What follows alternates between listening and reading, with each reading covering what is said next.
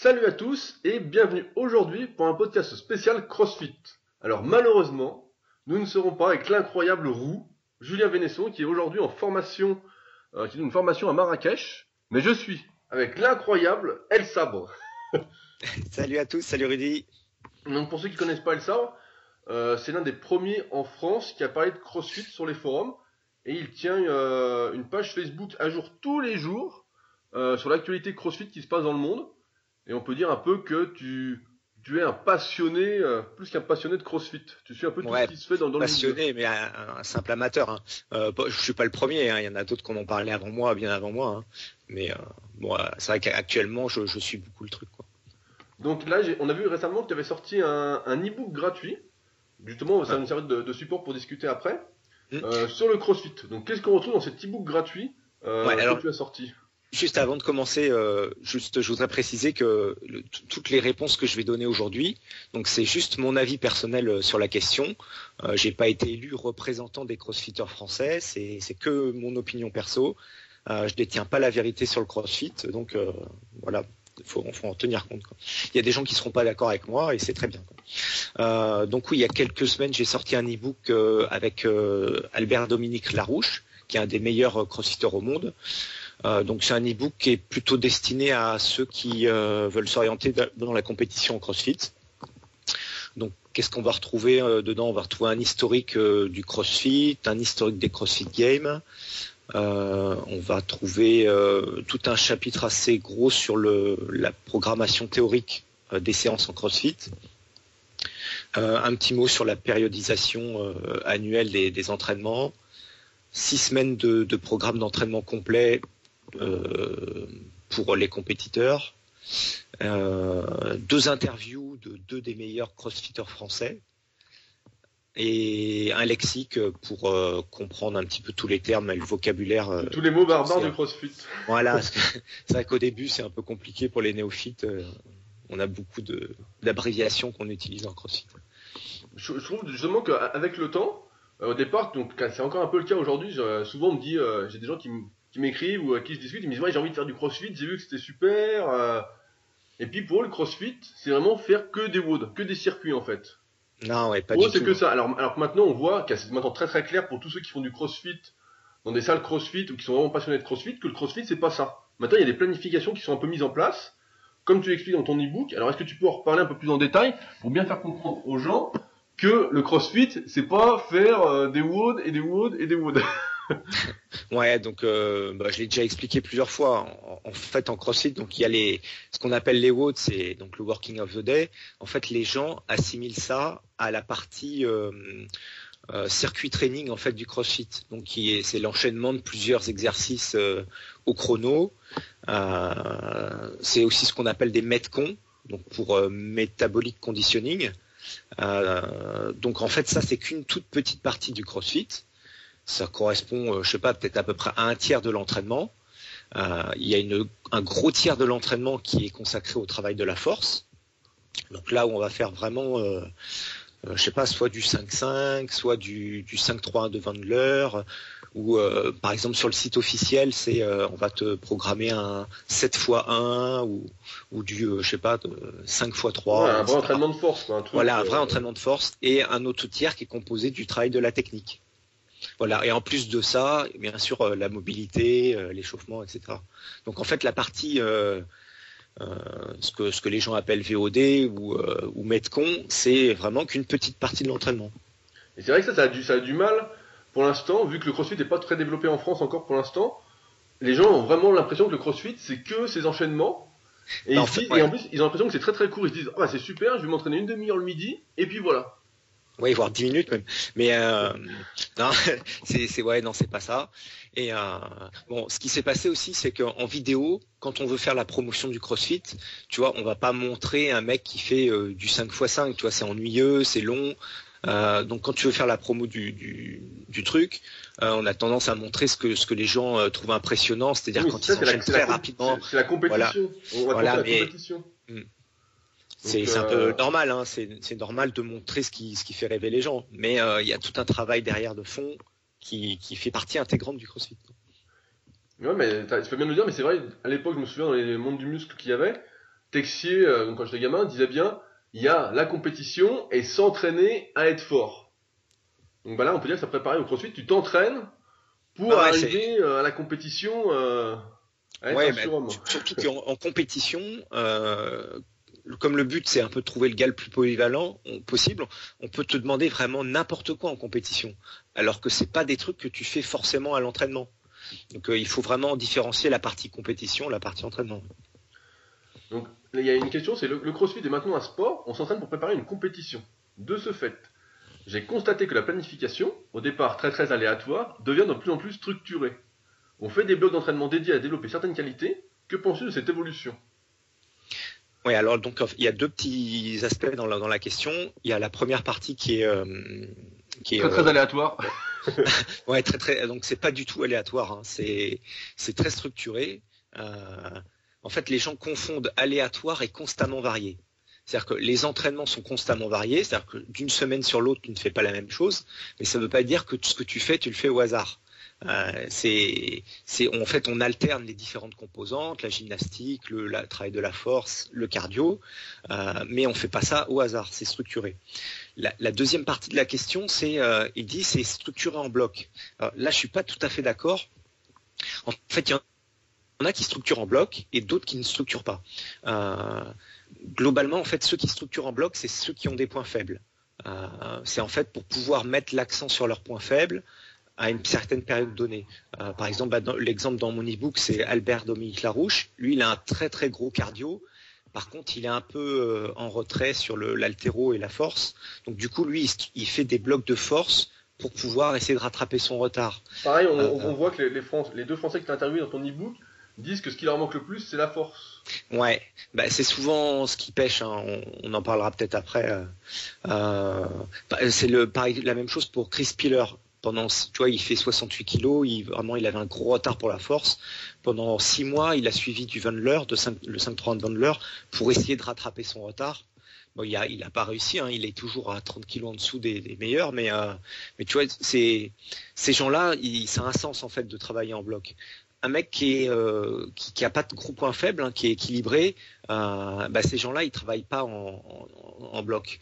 Toute l'année, en fait, ils alternent les différentes composantes chaque semaine. Parce que là, ça n'a pas vraiment de sens de se concentrer sur quelque chose, sachant que pendant cette période, tu vas perdre un petit peu sur le reste. Donc, il y a pas trop de règles, hein, si tu veux, pour la planification. Ça s'adapte en fait à tes points forts et tes points faibles. Voilà, c'est comme on dit, c'est toujours pareil. Tu vois un programme de muscu pareil, tu vas pas le prendre tel quel, tu vas essayer de l'adapter à toi. Voilà. Il y a tes points forts, tes points faibles, ta morphologie, etc. Bah là, le CrossFit, c'est un peu pareil. C'est si t'es nul dans une activité, faut que tu deviennes meilleur. Voilà, il y a un principe en fait en CrossFit qu'on répète souvent, c'est work on weaknesses, c'est travailler ses points faibles en fait, enfin mettre l'accent sur ses points faibles. C'est quelque chose d'assez important en CrossFit. Bon, je dirais que c'est même important dans tous les sports. Ouais, mais pas finir en morceaux. Voilà, en CrossFit, comme on n'est pas du tout spécialisé, c'est encore plus important. On voit en compétition, ceux qui gagnent, c'est pas ceux qui sont très très forts dans un domaine, c'est vraiment celui qui va être régulier sur l'ensemble des épreuves. Donc, malgré cela, dans la plupart des box, l'entraînement est en lui-même une compétition. Et on peut se dire que c'est le seul sport où on se prépare en faisant de l'effort maximum. N'y a-t-il pas là aussi une évolution prochaine du CrossFit, avec des entraînements comme en athlétisme ou en natation, où l'on reste à des intensités moindres, mais des entraînements plus longs que l'épreuve de compétition? Ce que font un peu les pros, me semble-t-il, avec un gros volume, pas forcément toujours à fond. Ouais, là encore, c'est une méprise sur ce qu'est le CrossFit. C'est-à-dire que il y a beaucoup de moments en fait dans le CrossFit où on pose le chrono, on le range dans un tiroir. Parce qu'il y a la partie metcon où effectivement là c'est au chrono, c'est for time, il faut vraiment donner tout ce qu'on a. Mais ça va peut-être faire partie, ça va durer peut-être 10 minutes en fin de séance. Toute la première partie de séance, c'est le chrono, on laisse de côté et on va travailler, moi je sais pas, la technique sur les pompes en poirier ou ces muscle-up, ou le travail de la force, on va prendre des temps de repos. Donc on n'est pas toujours à fond en CrossFit, c'est faux. Ouais, c'est la méprise. C'est vrai que j'en parlais encore, il y a 2-3 jours, on me disait ouais, je veux faire du CrossFit. Et je dis mais tu sais ce que c'est le CrossFit et tout? Il me dit ouais, c'est faire des WOD et tout, tous les jours ou presque. Et je dis, bah non, je dis, c'est pas ça. Je dis, tu vas pas Tu peux faire un petit VO tous les jours, Oui. mais si c'est un petit truc, quoi, tu vois, un truc de 6 à 12 minutes en fin de séance, c'est ce que De Franco il le fait aussi dans ses programmes, tu sais, il met toujours en place un petit finisher en fin de séance. Ça pose pas trop de problèmes, ça. Non, mais Par c'est qu'il y contre, a tout si le tu tapes travail un avant de Murph, progression. tu vois, si tu te fais un gros VOD d'une demi-heure tous les jours, c'est sûr que là, ça va peut-être être un peu difficile pour la récup, quoi. Ouais, non, mais c'est bien de préciser qu'avant, il y a toute une base à faire d'entraînement progression, et seulement à la fin, tu fais ton vote si tu as envie. Donc voilà, c'est ça. Alors, justement, là, c'est quelque chose qui m'a choqué aussi avec ton e-book, c'est qu'on voit que les amateurs s'entraînent plusieurs fois par jour. Alors, je me demande un peu comment ils concilient ça avec le reste de leur vie. Parce que nous, on fait de la muscu, je vois la plupart des gens que j'entraîne, ou même les meilleurs powers de France et tout, les mecs ils ont tous une vie à côté, ils travaillent, et puis après ils vont s'entraîner le soir, puis en général ils s'entraînent 3, 4, et certains 5 fois par semaine, c'est le bout du monde. Et puis Ouais, ils ont du mal à récupérer, donc comment ils font, c'est... en CrossFit, c'est vrai qu'on s'entraîne un peu plus. Donc, par contre, attention, quand tu dis amateur, les deux personnes que j'interviewe, ça fait partie des meilleurs Français. C'est des gens qui font des compétitions maintenant de niveau international. Hein. Tu vois, ils étaient qualifiés pour Londres récemment. Donc, on n'est plus c'est plus vraiment des amateurs. Enfin, c'est pas des pros si tu veux, ils gagnent pas leur vie avec ça, mais c'est quand même du haut niveau là. Bah oui, plusieurs fois par jour, c'est faisable, même quand tu es amateur. Par contre, ça demande des aménagements de ton temps de travail. Donc bon, là, les deux cas interrogés, ils travaillent dans une box. Donc c'est sûr, pour eux, c'est plus facile. Mais oui, forcément, ça demande des sacrifices quand tu veux atteindre un certain niveau. Hein. Donc on en a vu en plus dans l'e-book que par exemple le matin il faisait la force, et puis le midi il faisait style le cardio, et puis le soir il faisait des exercices techniques. Ouais, ouais. Bon, il n'y a pas de règle. Hein. Tu peux faire force le matin, gymnastique et technique le midi, cardio le soir. C'est en fait soit tu peux faire les trois parties dans une seule séance d'une heure et faire répéter ça par exemple plusieurs fois ou pas, hein, suivant tes objectifs et ton niveau. Soit tu peux séparer les différentes composantes dans des séances différentes. Il y a pas de règle, hein, si tu veux. Mais là en fait on voit bien que c'est quand même, car moi je dis amateur parce que personne en vit vraiment, on va en parler après, au niveau en France. Non mais Mais tu vois, ouais, quand on dit amateur, en fait ça tout dépend de ton niveau. Euh, Moi, c'est un truc que je répète souvent. Je connais des gens, tu vois, ils s'entraînent 3 fois par semaine et ils sont fatigués. J'en connais d'autres, ils s'entraînent 2 fois par jour, 6 jours sur 7 et ils ont la patate. Tu vois, on n'a pas tous les mêmes capacités de récup, le même niveau. Là aussi, il y a une part d'individualisation, quoi. Il y a aussi une question d'objectif. Tout le monde n'aspire pas à être un compétiteur de haut niveau. Donc, mais justement c'est une question qui m'est venue après, c'est oui. est-ce qu'on peut envisager de faire du crossfit sans finalité de compétition au final? En fait, oui, tu fais quand même de la compétition, mais avec toi-même. C'est-à-dire que le but du CrossFit, c'est quand même progresser. Donc, tu cherches en permanence à t'améliorer. Ça se traduit pas forcément par de la compétition contre les autres. Parce que là on est quand même en train de dire qu'on voit avec les meilleurs Français que pour vraiment progresser et exceller, il faut s'entraîner beaucoup, beaucoup, beaucoup. Alors la personne qui peut s'entraîner que 3 fois par semaine, style qu'à 3 fois 1 heure ou 1 heure et demie, Et ben, il pourra pas devenir un compétiteur de haut niveau. C'est pas possible. Mais ça, voilà. c'est valable dans tous les sports. En muscu, ça l'est moins. C'est Car en power ou Ah ouais, mais en dans tous culturiste, les ça autres l'est beaucoup moins. sports, tu vois, en natation, ils font 3 heures le matin, 3 heures l'après-midi.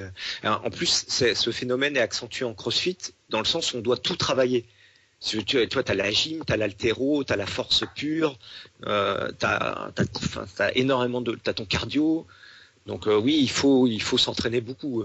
C'est Donc là, on pourrait dire en fait en crossfit que plus on en fait, plus on en fait et bien, et mieux c'est. oui, je pense que mieux, enfin plus c'est pas toujours mieux. Mais bien, oui, j'ai Mais précisé le bien. voilà, ouais. Mais oui, à haut niveau, c'est rare à haut niveau, les gens s'entraînent 6 jours sur 7. Et je te dirais que c'est même 7 jours sur 7, parce que même les jours de repos, c'est souvent de la récupération active. Les gens, ils vont faire un peu de VTT, tu vois, un petit footing, où ils vont, par exemple, travailler leur mobilité pendant 1 heure ou 2. Euh, Ils s'entraînent tous les jours, hein. Ouais, Il y a, il y a pas, c'est assez il y a pas impressionnant mis... quoi. Ouais, bon, là, on parle de la compétition, hein. Ouais, mais c'est la question que je me Après, posais. C'est que- un simple amateur, il peut s'entraîner 3, 4 fois par semaine et progresser. Il n'y a pas de souci. Ouais, mais il y a une limitation dans le sens où il ne deviendra jamais le meilleur qui puisse être. Ah mais c'est pas là pour tout. C'est Ouais, mais si je compare avec la muscu en général, c'est pas vrai pour la muscu. ouais, mais la Le muscu, power, enfin, par exemple, tu vois, j'entraîne Gilles ou Romain, et ben les mecs s'entraînent 3 ou 4 fois par semaine, et ils peuvent pas en faire plus. Là, ils ouais. sont, nerveusement, ils sont cuits, comme je disais, en fait, ils sont à fond. Donc ils sont cuits et ils peuvent pas faire ils peuvent pas faire plus de squats, ou des fois même le deuxième Ouais. trait de la semaine léger, ils peuvent même pas le faire. Ouais, enfin bon, tu vois, moi je compare ça par rapport au triathlon. Je suis un ancien compétiteur en triathlon. On s'entraînait, je sais pas, 20-25 heures par semaine. Hein. On avait des gros volumes d'entraînement aussi. C'est vrai que la force c'est peut-être un peu particulier comme travail. Et tu vois, c'est la question qui vient ensuite, c'est le conseil de la plupart des pratiquants de CrossFit, c'est de développer la force et que le cardio est quelque chose qui vient plus facilement. Alors oui, c'est un conseil qu'on donne très souvent. Pourquoi? Donc bon, le cardio c'est pas plus facile. Le cardio c'est très très difficile. Il faut faire beaucoup de fractionnés, beaucoup de travail intermittent. C'est quand même très difficile comme travail. Par contre, ce qui est vrai, c'est que ça vient beaucoup plus vite. C'est-à-dire qu'en je sais pas, 12 à 16 semaines, tu peux vraiment améliorer considérablement ton cardio. Alors que la force, c'est quelque chose qui va te prendre des années. C'est pas en quelques semaines que tu améliores vraiment de manière significative ta force. L'autre élément important, en fait, c'est que le manque de force, c'est limitant. Je te donne un exemple. On va te faire, par exemple, en compétition, une épreuve où tu as de la course à pied et se faire du soulevé de terre à 200 kg. Si tu sais pas soulever 200 kg, tu es bloqué. Alors que la partie course à pied, bah, tu vas pouvoir la faire. Tu seras plus lent que les autres.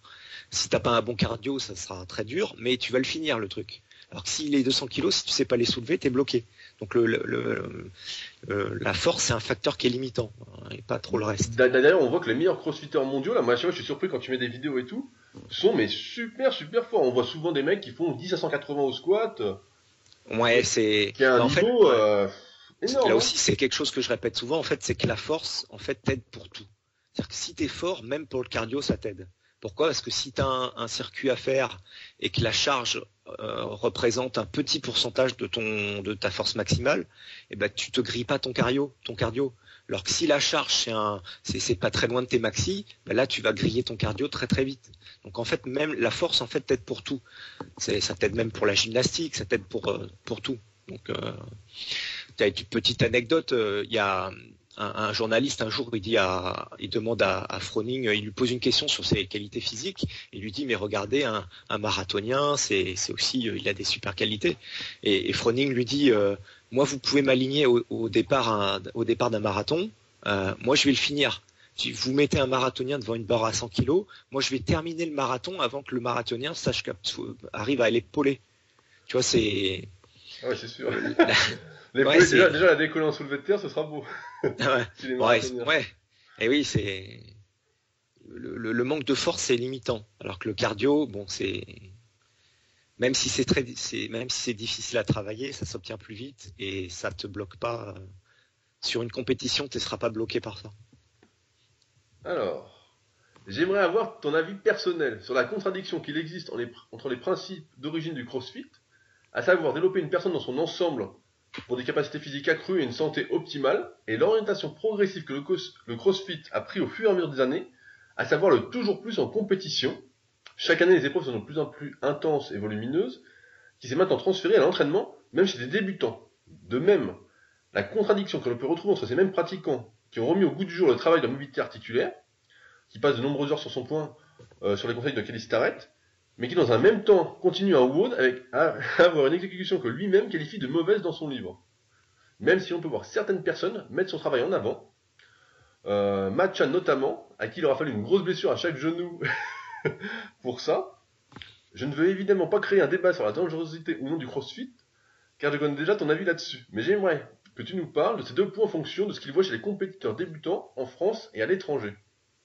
Alors, est-ce qu'à la base, le CrossFit, c'était des capacités physiques accrues et une santé optimale?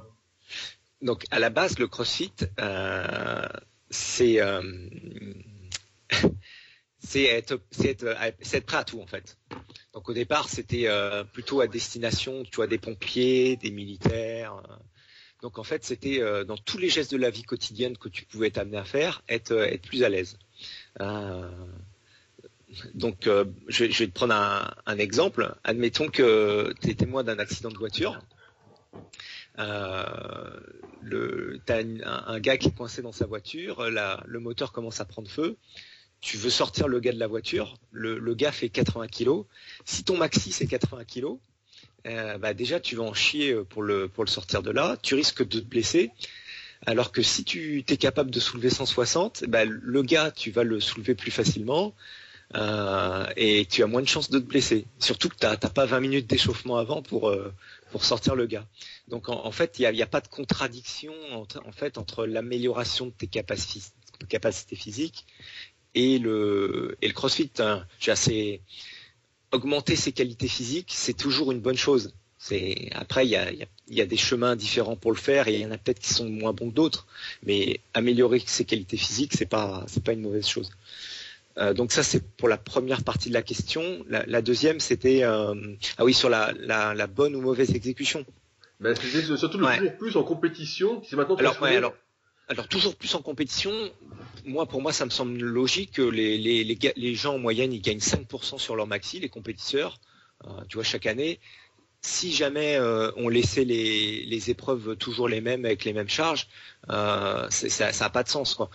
Les gens progressent, donc c'est normal qu'en compétition, les épreuves soient plus difficiles. Moi, ça me choque pas. Est-ce qu'on peut dire les chronos s'améliorent. Est-ce qu'on peut dire par exemple que l'entraînement 6 jours sur 7 ou 7 jours sur 7, plusieurs fois par jour, est bon pour une santé optimale?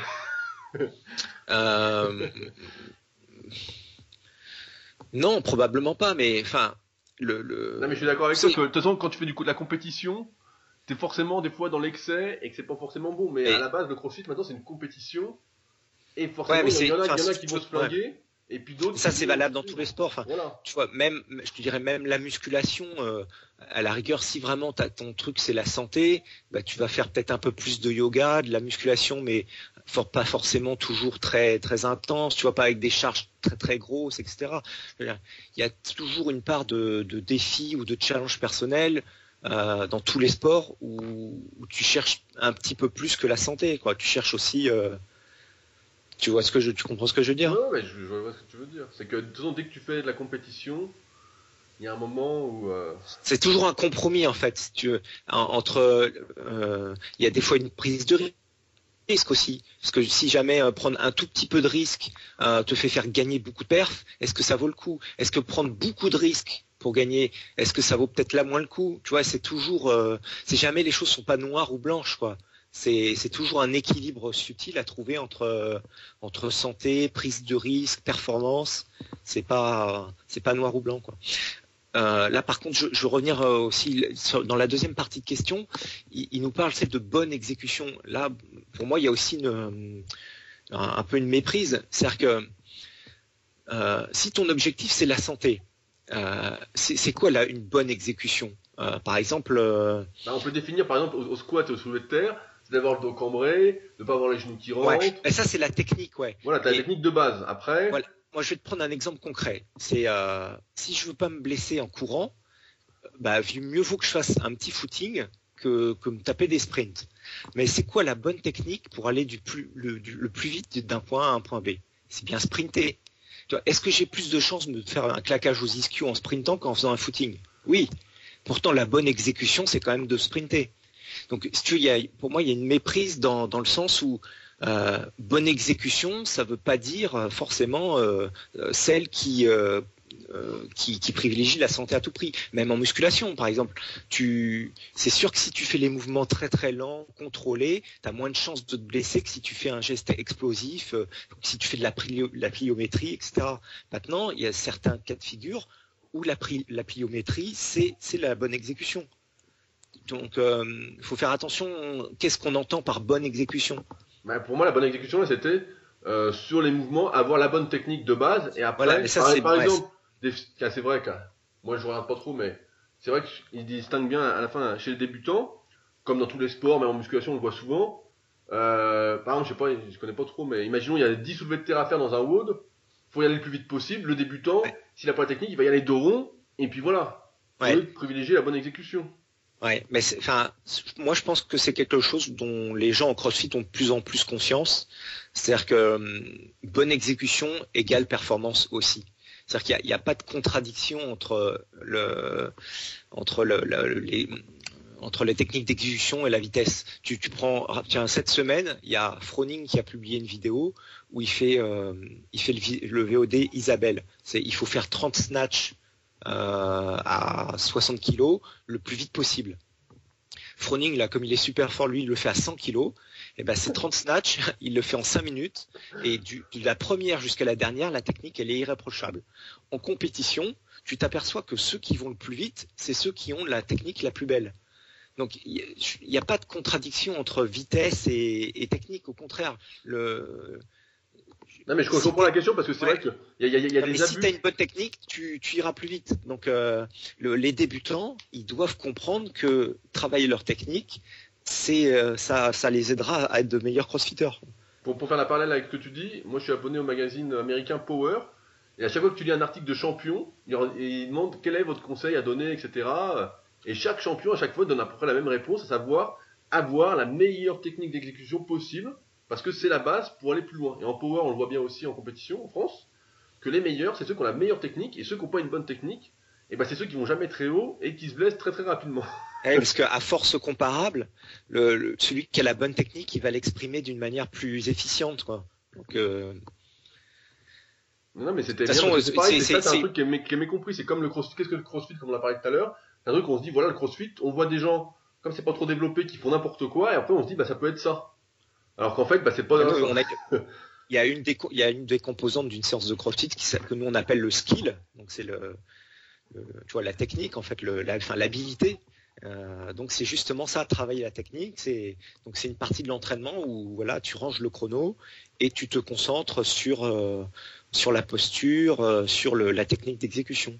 Mais ça fait partie intégrante du CrossFit. Tu vois, ça, on a répondu un peu à la question suivante qui disait voici ma question. Au regard de mon petit vécu en compétition et des derniers événements durant l'OCT avec Kevin Hogarth, ne pensez-vous pas que lors des prochaines compétitions, il serait plus judicieux de faire des épreuves d'haltéro, donc extrêmement techniques, sur des charges légères, pour des séries longues sanctionnées d'un no-rep dès que le dos défixe, que de chercher sa 1RM avec du repos ou des 3RM pour garantir l'intégrité des pratiquants?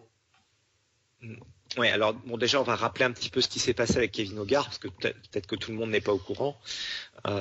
Donc il y a à peu près de ça 3 semaines, il y avait une compétition très importante aux États-Unis. Et une des épreuves, donc, c'était chercher son 3RM sur de l'arraché. Ce compétiteur, donc Kevin Hogarth, s'est blessé sur cette épreuve. En fait, il s'est disloqué 2 vertèbres au niveau lombaire, T11 et T12. Et donc, ça a touché la moelle épinière et il a perdu l'usage de ses jambes. Là, il est paralysé. Pour le moment, il est paralysé. Ouais. Donc ça, il faut déjà mettre ça en perspective. Hein. Tu sais, par exemple, la vidéo qui a fait le buzz l'année dernière, c'était un powerlifter qui s'est pris la barre sur la poitrine et lui, il est décédé. Il y a 15 jours de ça, il y avait comment on appelle ça, le Los Angeles Fit Expo. Il y avait une grosse compétition de powerlifting et t'as le Brandon Lilly que tu dois connaître. Ouais, je vois. Ouais, lui, il s'est pété le genou au squat sur son 3e essai.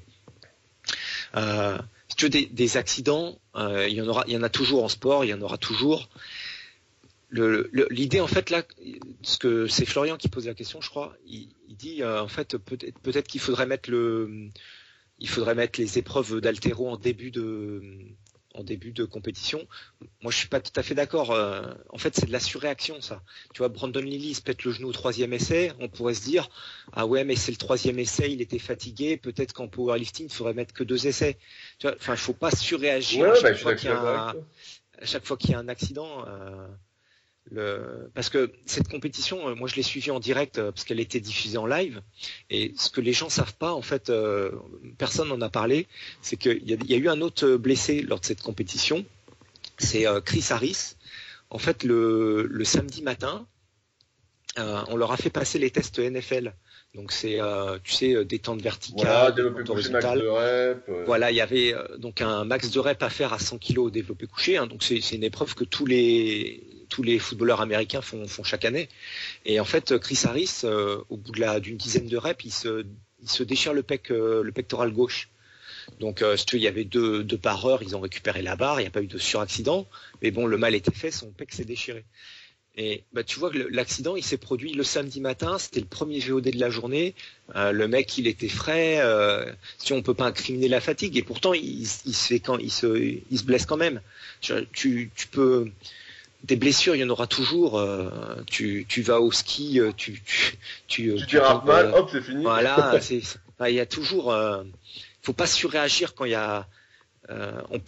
c'est bien d'avoir une réflexion sur l'organisation des compétitions. Il y a sans doute des choses à améliorer. Par contre, tu vois, par exemple, là, il nous parle de séries longues en CrossFit sur l'haltéro. C'est justement ce qu'on nous reprochait avant. Tu vois, on disait oui, vous allez vous blesser parce que la fatigue s'installe quand vous faites des séries très longues. Là, c'était un triplé. Les triplés, c'est ce qu'on fait dans toutes les salles d'haltéro du monde. Quoi, il y a pas de souci avec ça. Il n'y a pas de souci, sauf qu'en haltéro, il y a beaucoup de blessés. Non, il y a pas. Non, en haltéro, l'haltérophilie, c'est un des sports où il y a le moins de blessures. Hein. Bah, en compétition, après, moi, j'en connais beaucoup qui sont en morceaux. Hein. Ouais, non, si tu regardes les statistiques, les sports les plus risqués, c'est les sports co, hein. C'est tout ce qui est sport collectif. Les sports comme la gymnastique, l'haltérophilie, c'est des sports où le taux de blessure est quand même plus faible. Hein. Tiens, une autre statistique, c'est, tu vois, les CrossFit Games, ça existe depuis 2007. Donc là, ça va être la 8e édition. Depuis 2007, il n'y a pas eu un seul incident vraiment très très important en compétition. Pendant la même période, donc depuis 2007, rien qu'aux États-Unis, tu as 52 gars qui sont morts pendant un triathlon. Donc tu vois, des mecs qui font une chute mortelle en vélo, qui fait un arrêt cardiaque pendant la course à pied, ou alors qui se noie pendant le triathlon, l'épreuve de natation.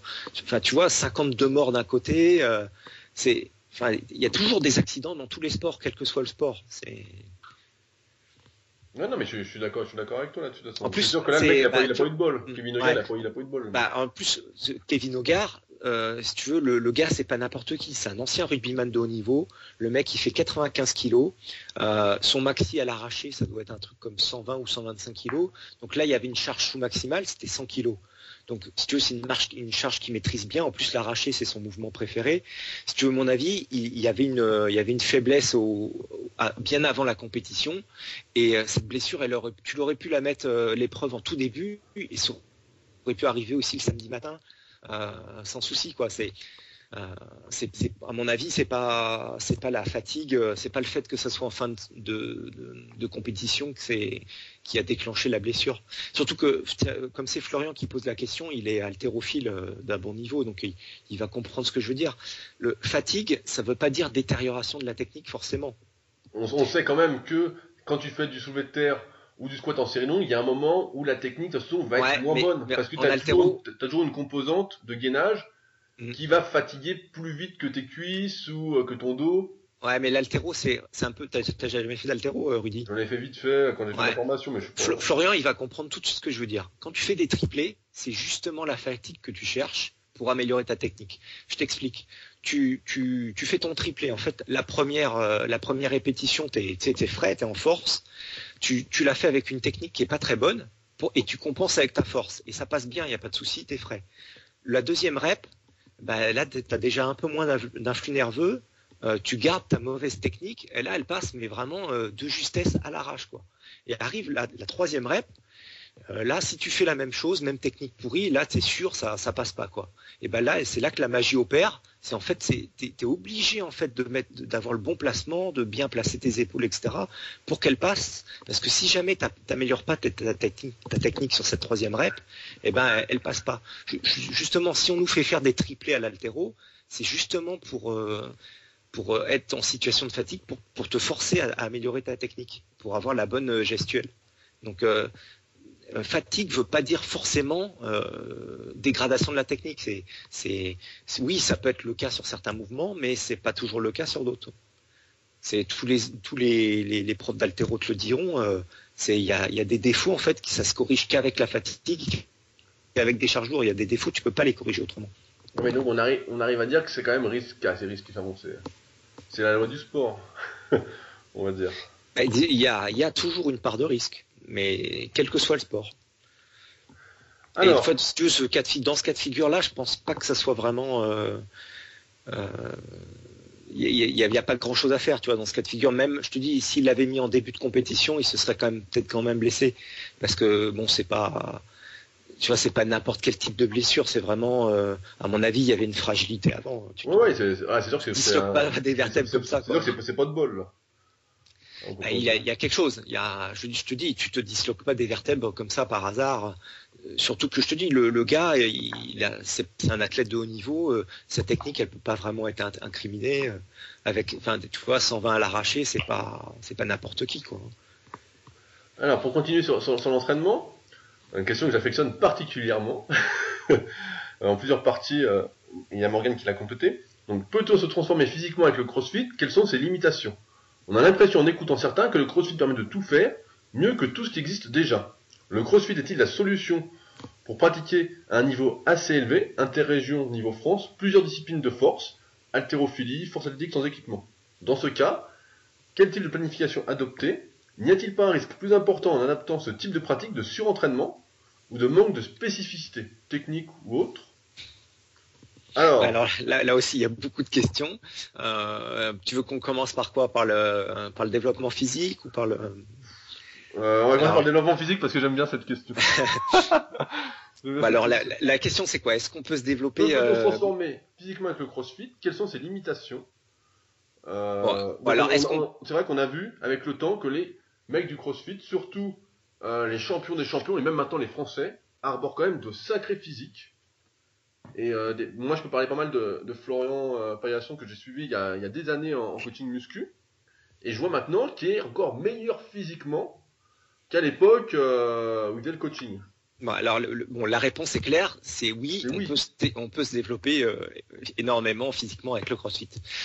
En fait, pourquoi qu'est-ce qu'on fait en CrossFit? On progresse. On progresse, voilà. C'est ce que j'allais te dire. Pourquoi j'aime bien ta philosophie de l'entraînement, Rudy? C'est parce que tu insistes vachement là-dessus. Tu vois, moi, je m'entraîne pas dans une salle de CrossFit, je m'entraîne dans une salle de muscu classique. Et moi, je vois des gens qui font du 4x10 chaque semaine depuis des années. Et les mecs, ils progressent pas. Ils ont le même physique depuis 3 ans. Oui, parce que pour la plupart des gens s'entraîner, ça suffit. Ils se disent, bon, je vais m'entraîner. Et ils s'imaginent qu'en s'entraînant seulement, ils vont prendre du muscle ou prendre de la force ou progresser, quoi. Et non, en fait, faut y aller pour progresser. Et l'entraînement permet de progresser. Il faut que tes charges augmentent ou que le nombre de répétitions que tu fais augmente. Et il faut qu'il y ait des facteurs de progression. Et comme en CrossFit, c'est au centre de notre discipline, la performance et la progression est centrale. C'est pour ça qu'on progresse aussi physiquement. En plus, il y a la structure même des séances fait qu'on travaille musculairement quand même beaucoup. Je te prends un exemple. Par exemple, si tu fais du squat, un mec qui fait du squat en salle, il va faire, je sais pas, par exemple 4 fois 10 reps à 100 kg au squat. Il va faire donc quelque chose comme 4 tonnes. Il va prendre ses 3 minutes de repos. Ça va lui prendre 20 minutes à peu près pour faire ses 4 ou 5 séries. Nous, en CrossFit, qu'est-ce qu'on va faire? On va faire un EMOM de 10 minutes, c'est-à-dire que chaque minute, pendant 10 minutes, on va faire 4 reps. Au final, on a fait aussi nos 4 tonnes, sauf que nous, on l'a fait seulement en 10 minutes, donc on peut travailler d'autres choses après. Et si tu veux, le travail au niveau musculaire, alors c'est vrai qu'on n'a pas travaillé spécifiquement l'hypertrophie, mais on a quand même fait un certain tonnage, et donc forcément, physiquement... il va se passer quelque chose. Il va se passer quelque chose, voilà. Après, ce qu'on peut dire, c'est que pour le même bonhomme, à progrès égal sur ces deux types de formats, celui normalement qui fait du 4x10 va prendre plus de cuisses, en théorie. Mais après, c'est sûr que celui qui fait du 4x10, comme tu dis, et qui va juste pour faire son 4x10 et qui progresse pas, et que t'as l'autre à côté qui fait du crossfit, et qui a le culte du progrès en lui, et qui va progresser sur son 10x4 en 10 minutes, et ben c'est sûr que lui, il va exploser, à côté de l'autre qui fait son 4x10 à 100 pendant 52 semaines. Voilà, il y a ça, et en plus, il y a tous les paramètres à côté qui sont aussi à prendre en compte. Si tu veux, oui, le mec qui fait du 4x10 va prendre un peu plus de muscle, mais à condition que tous les paramètres autour soient comparables. Tu vois, par exemple, là, je prenais l'exemple du squat. Les mecs en salle, ils vont faire du squat 1 fois par semaine. En CrossFit, les mecs, ils font du squat 3 fois par semaine. Donc, c'est ça qui est incroyable, c'est que derrière faire du squat, justement, c'est ça qui est... C'est que nous, quand tu fais du 4x10, T'as souvent des courbatures, etc. Et quand tu fais ton 10x4, t'as beaucoup moins de courbatures. Ouais, mais pourquoi? Parce que le mec, il fait du squat. Après, il va te rajouter 4 séries de presse. Après, 4 séries de leg extension. Le mec, il va se griller complètement. Il peut plus rien faire pendant une semaine. Nous, c'est pas du tout ce qu'on cherche. Nous, on veut pouvoir le lendemain. Par exemple, le lundi, tu fais du squat. Mais le lendemain, tu vas faire du clean complet. Donc, tu vas aussi descendre en squat. Le surlendemain, tu vas faire de l'arraché. Donc, tu vas faire du squat en overhead squat. Donc, si tu veux, nous, on veut pas se griller dès le premier jour. Vous récupérez très bien, parce que je peux donner encore l'exemple de Romain, Gilles, si encore Bruce, qui font juste 3x10 au squat une fois par semaine, et je peux te dire que le lendemain, ils repassent pas au squat, et dans la semaine, ils peuvent refaire un squat léger, quoi. Ah ben, nous on peut, hein, si tu fais un ouais, minimum de 10 minutes au squat. C'est le nombre de reps. Comme le nombre de reps est beaucoup moins élevé, on a beaucoup moins de courbatures, quoi. Et on arrive à... Après, les charges sont aussi beaucoup moins lourdes que les athlètes que je cite là. Ouais, bon, si tu veux, moi je m'entraîne aussi dans une salle d'haltérophilie. Moi, les gars, je les vois squatter tous les jours et ça se passe bien.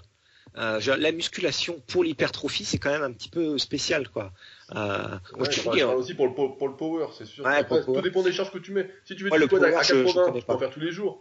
Si tu fais 3x10 à 160 au squat, ça m'étonnerait que tu en fasses 3 fois par semaine. Ou alors, t'as vraiment des sacrées quantités de récupération. Moi, en haltéro, moi, je vois des mecs faire du squat presque tous les jours. Et ils n'ont pas des charges, c'est des charges largement supérieures à celles que je vois en salle de musculation classique. Donc, ouais, mais alors est-ce qu'ils sont. Pareil, on n'a pas parlé de ça. Je crois qu'on on aurait dû en parler tout à l'heure. Parce qu'en fait, on a déjà fait ce podcast avec Philippe, mais il a planté. Donc on en refait. Mais justement, qu'en haltéro, il y a une composante de vitesse. Qu'en force ou en muscu basique, il n'y a pas cette composante de vitesse. Tu forces beaucoup plus avec tes muscles et ton système nerveux. Ouais. Que la composante de vitesse va moins t'abîmer. C'est-à-dire que tu fais de la plio, limite tu peux en faire tous les jours, quoi. Tu récupères, tu fais du squat en série de 3 explosifs, t'es pas vraiment à fond. Alors tu fais tes 10 reps, ta 10e, t'es pratiquement à fond et tout, ça impacte quand même vachement plus. C'est sûr que l'aspect influx nerveux, c'est vrai qu'on n'est pas trop fan d'aller à l'échec, tu vois, sur les mouvements. Comme tu veux t'entraîner un peu tous les jours, t'es obligé de toute façon de pas forcer.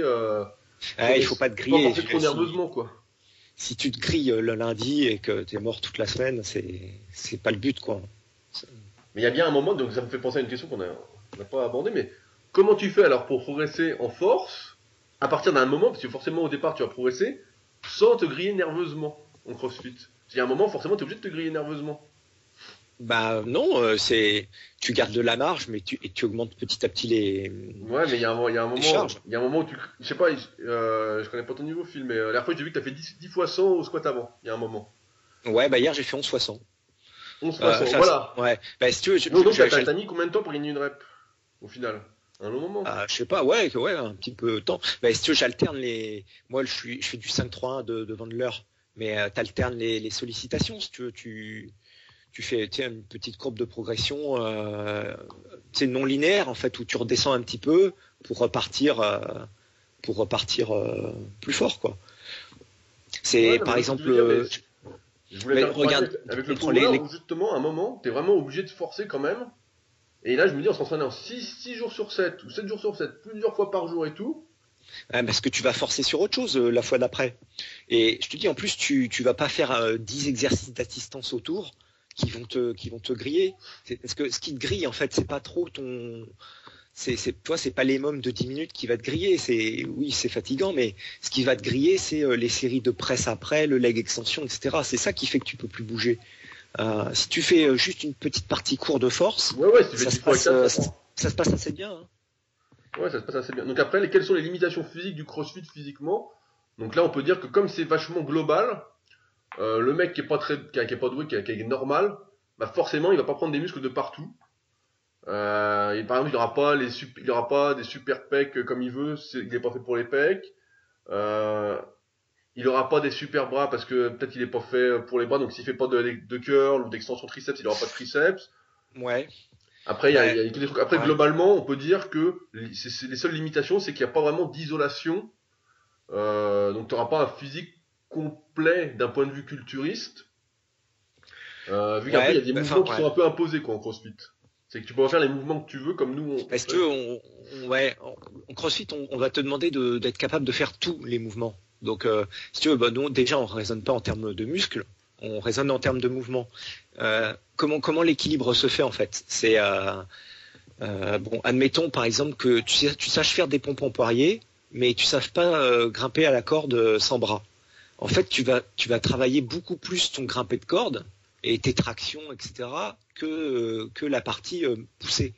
Donc, ce qui fait que, en fait, sans chercher l'équilibre musculaire, tu vas l'obtenir en fait par l'équilibre des mouvements.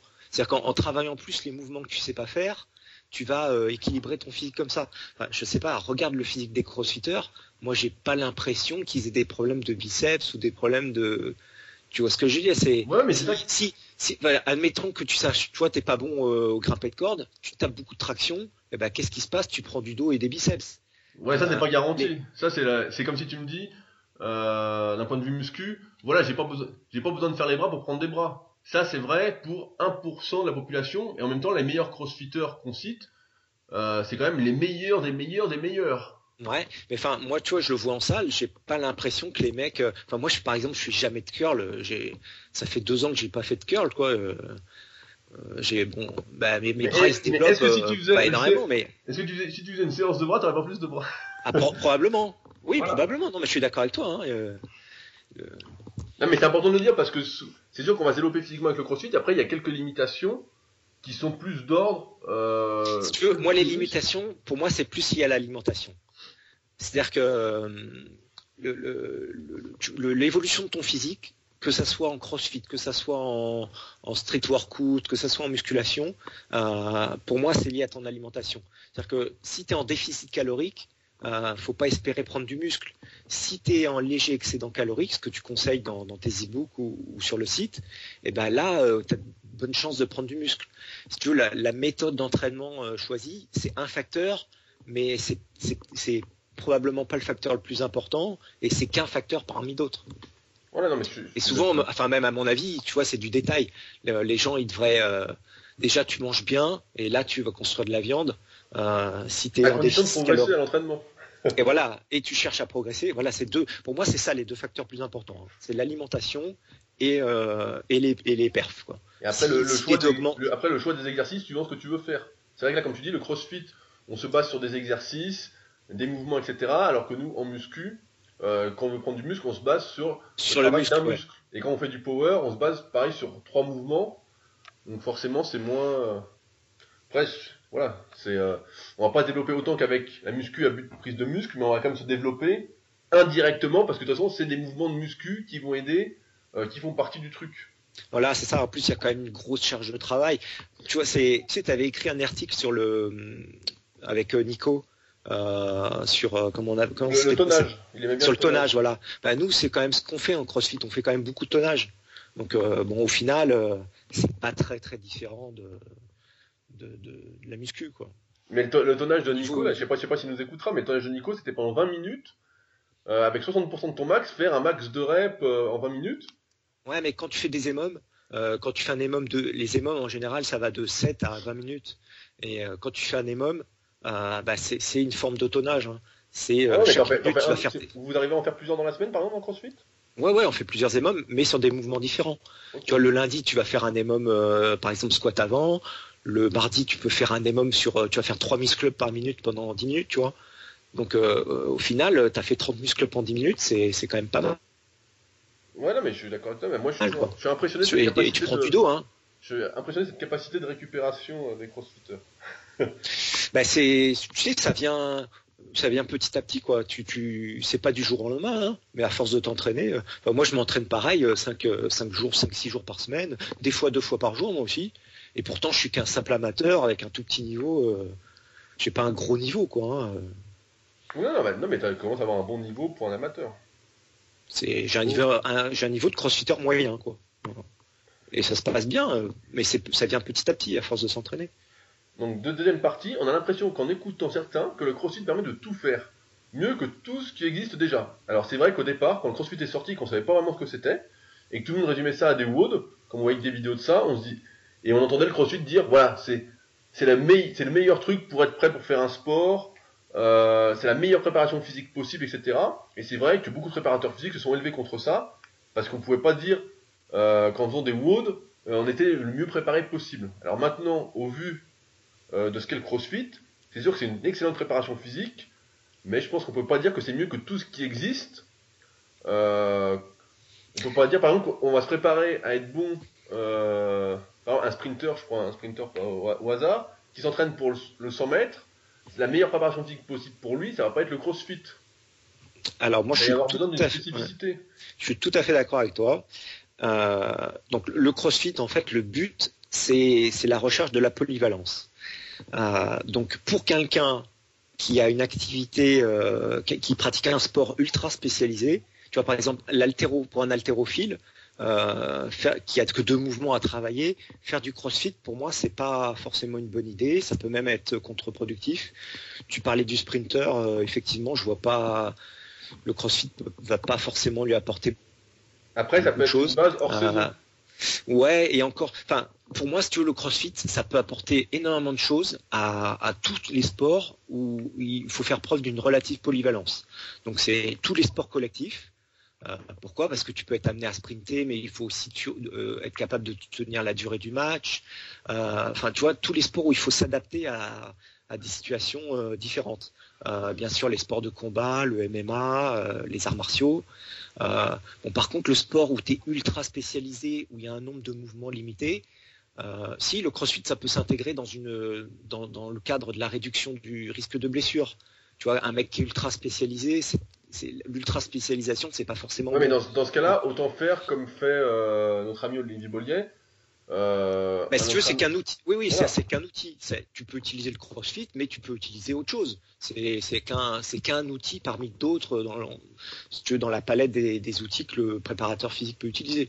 Donc moi, je te dis, c'est pas la solution ultime pour la préparation physique. C'est la solution ultime pour celui qui veut être le plus polyvalent du monde. Donc pour notre ami Morgane, qui veut pratiquer à un niveau assez élevé, donc niveau interrégion France, la force athlétique et l'haltérophilie. Ouais, alors donc pour Morgane, déjà la première chose qu'on peut lui dire, c'est que c'est possible. Il y a beaucoup de gens qui arrivent. Il peut aller regarder ce qu'a fait un gars qui s'appelle Marcus Krummer. C'est un strongman qui fait des compétitions internationales de strongman. Le mec, en 2010, il est devenu champion d'Allemagne d'haltérophilie. En 2011, il fait champion d'Allemagne de powerlifting. Et à l'heure actuelle, donc lui, il s'est mis au CrossFit et c'est en train de devenir un des meilleurs crossfitters européens. Parce qu'il a la force. Parce qu'il a une grosse base de force et donc c'est sûr que ça aide après pour tout. Donc moi j'ai l'habitude de dire que si tu peux le plus, qui peut le plus peut le moins. C'est-à-dire que le souci tu vois, de l'haltérophilie et du powerlifting, c'est que les techniques sont pas tout à fait les mêmes. Par exemple, tu vois, un soulevé de terre en haltérophilie, tu sais, tu as tendance à tirer plus droit, tu lèves le cul, tu lèves pas tout de suite le cul. Mais tu peux tirer en sumo aussi en power, quoi. Ouais, voilà. Donc moi, ce que je conseillerais à Morgane, c'est par exemple sur le soulevé de terre, c'est plutôt privilégier la technique haltéro. Parce que s'il est capable de soulever, 250 kilos avec une technique d'haltéro, il y arrivera aussi en technique power. Donc c'est toujours raisonné comme ça. C'est si tu prends la variante la plus difficile et si tu arrives à progresser dessus, normalement la variante entre guillemets plus facile passera aussi. Donc dans ce cas-là, quel type de planification adopter, demande Morgane. Donc là, ça me paraît un peu compliqué de répondre. Ouais, là, en plus ça dépend beaucoup de tes points forts et tes points faibles. Si tu vois, si tu es très fort au coucher et moins fort au soulevé de terre, tu vas travailler plus un truc. Moi, je peux pas lui donner, surtout que je suis pas du tout un spécialiste de la question. Hein. Je suis pas très fort. Moi, donc, voilà, mais même faire une planification. Je peux pas lui donner une planification comme ça, sans rien connaître vraiment du truc. Ouais, mais qu'il aille voir le travail de Marcus Krummer, parce que c'est un bon exemple de gars qui a réussi à exceller dans tous les domaines. N'y a-t-il pas un risque plus important en adoptant ce type de pratique de surentraînement? On en revient toujours au même. Non, moi je pense pas. C'est juste que, par exemple, tu vois, dans ta journée, tu fais pas une séance d'haltéro et une séance de power, mais les gains que tu vas obtenir dans ta séance d'haltéro, elles vont aussi t'aider pour le powerlifting. Donc, t'es pas obligé de t'entraîner plus. Si tu as 2 objectifs au lieu d'un, tu vas juste chercher ce qui dans l'un va pouvoir te permettre de t'améliorer dans l'autre. Ça veut pas dire faire, tu vois, le gars qui veut faire les deux disciplines, ça veut pas dire qu'il faut qu'il fasse deux programmes combinés de. Tu vois ce que je veux dire, il est pas obligé de faire deux séances. Ouais, ben, je vois bien. Il faut faire qu'une seule séance et qui vont lui faire progresser dans les deux. Comme tu disais, le problème de Morgan, c'est qu'après, un squat haltéro et un squat power, en général, c'est pas le même. Oui, mais c'est pareil pour le squat et le soulevé de terre, c'est un peu la même chose. Ouais, c'est la même chose, mais c'est pas. Quand tu entraînes barre haute ou barre basse, c'est pas la même sensation. T'écartes ou pas les pieds en haltéro, t'écartes pas trop les pieds. Là, si t'écartes à fond, que t'es meilleur. Ouais, mais tu vois, le gars qui est capable de faire un 250 au squat en barre haute et le dos droit, il y a de grandes chances qu'il y arrive en barre basse et ouais, mais ça demande en demi-squat. Parce qu'en power, pour être bon, comme en haltéro, faut que ta technique elle soit réglée. Mais vraiment réglé, quoi. Il peut pas y avoir de doute, il peut pas y avoir de. Ouais, mais moi je pense que tu vois, le corps humain, c'est vraiment une super machine et on est capable de s'adapter assez rapidement. Tu vois, il suffit de se concentrer un petit peu avant le mouvement. Par exemple, un haltéro, tu vois, il n'utilise pas la même technique quand il fait un power clean que quand il fait un clean complet. Pourtant, il est capable de faire les deux. Donc je pense que tu peux être capable de faire un squat haut et un squat bas aussi. Il suffit de travailler les deux de temps en temps et alors oui, si vraiment tu vois par exemple Krümer, je crois qu'il fait 7e au championnat d'Europe. Peut-être que s'il avait fait que de l'haltéro, il aurait fait 6e ou 5e. Si tu veux, il aurait peut-être gagné un peu plus en ultra spécialisant, mais est-ce que ça valait le coup? Tu vois, il serait pas devenu champion d'Allemagne de power l'année suivante. Tu vois ce que je veux dire? Que là c'est une conciliation et on voit bien que la conciliation amène à un moindre niveau entre guillemets. Ouais, mais tu vois, le moindre niveau, pour moi. C'est si t'as une chance par exemple de devenir champion olympique, là ça vaut le coup. Si c'est pour évoluer à un niveau national, est-ce que ça vaut vraiment le coup de s'ultra spécialiser? Donc après c'est une question de goût aussi. Hein. Le mec qui adore le power et qui veut faire que du power, bah il faut qu'il fonce, hein, pas de souci. Mais le gars qui veut toucher un peu à tout, c'est dommage de se priver. Juste pour espérer gagner une place, tu vois, à une compétition qui est pas forcément très très importante, quoi. Ouais, je suis d'accord avec toi là-dessus. Donc il y a une dernière question de Morgan, après on va attaquer le CrossFit en France. Que doit-on mettre comme chaussures quand on s'entraîne avec des kettlebells? Donc alors si tu fais des mouvements traditionnels de kettlebell, donc c'est des mouvements qui sont dérivés de l'haltérophilie en fait. Donc l'arraché, enfin le snatch, le clean and jerk, le long cycle. Là moi je lui conseille d'utiliser des chaussures d'haltérophilie. Parce que ça permet d'avoir des appuis plus stables au sol. Et t'as pas de déperdition d'énergie dans le sol aussi. Tu vois, c'est la même chose dans l'haltéro, quand tu utilises des chaussures, des baskets traditionnelles, en fait, c'est une semelle amortissante. Et quand tu appuies dans le sol pour monter la charge, en fait, tu as une partie de l'énergie qui est perdue dans le. Donc, quand tu fais des séries de 10 au kettlebell, c'est pas très grave, mais quand tu commences à faire 100, 200 reps, et que tu perds de l'énergie à chaque fois En plus, ça manque de stabilité latérale, les chaussures les baskets. Donc, mieux vaut utiliser des chaussures d'haltéro. Par contre, s'il commence à faire ce qu'on appelle des flows ou du jonglage, c'est-à-dire que si c'est des mouvements à kettlebell où tu es en mouvement, où tu vas devoir te déplacer, là, c'est peut-être mieux de le faire soit pieds nus, soit avec des chaussures minimalistes. En fait, pour bien sentir ses appuis au sol. Mais là aussi, par contre, il faut éviter absolument tout ce qui est chaussures de running traditionnelles. Et donc, c'est la même chose pour le CrossFit. CrossFit, c'est soit des chaussures d'haltéro, soit des chaussures minimalistes, en fait, pour les mêmes raisons. Hein. Pour éviter les baskets, en fait, où tu as des mauvais appuis l'haltéro, et c'est vraiment pas très bon pour tout ce qui est mouvement ça manque de stabilité pour l'haltérophilie. On voit maintenant que depuis un moment que le CrossFit quand même se développe de plus en plus en France, il y a de plus en plus de salles. Il y a des ouvertures qui sont sans arrêt programmées. Donc on peut dire qu'on avance quand même en France dans le développement du CrossFit. Alors actuellement on doit être à 31 ou 32 salles de CrossFit en France. Ça se développe tout doucement. On a vraiment beaucoup de retard en France. À titre de comparaison, t'en as 90 en Espagne. T'en as 200 en Angleterre, t'en as plus de 4000 aux États-Unis. Donc oui, ça se développe en France, mais vraiment tout doucement. En fait, il y a plusieurs problèmes en France. Il y a donc le prix de l'immobilier qui est extrêmement cher. Il y a tout ce qui est contraintes législatives. Tu vois, si je prends l'exemple aux États-Unis, pour $500, tu ouvres un hangar, tu commandes ton matériel, une semaine après, tu es ouvert. En France, il faut des autorisations d'accueil du public, il faut les accès handicapés, il y a beaucoup de paperasse, beaucoup de frais à chaque fois. Il faut prendre un architecte pour les issues de secours et à chaque fois, tu payes. Tout est compliqué et long.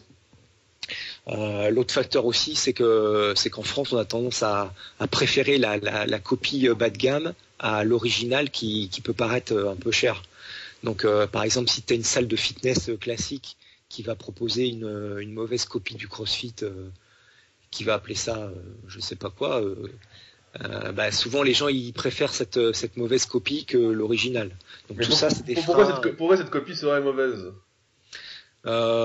Pourquoi ? Parce que tu vois, on va te proposer par exemple des standards de mouvement qui sont pas forcément très. Enfin, si tu veux, par exemple des demi-squats, etc. Enfin, si tu veux, en CrossFit, on a quand même beaucoup de recul sur notre pratique, puisque bon, ça fait maintenant plus de 15 ans que ça existe. Et si tu veux, le CrossFit dès le départ, en fait, ça fonctionnait en open source.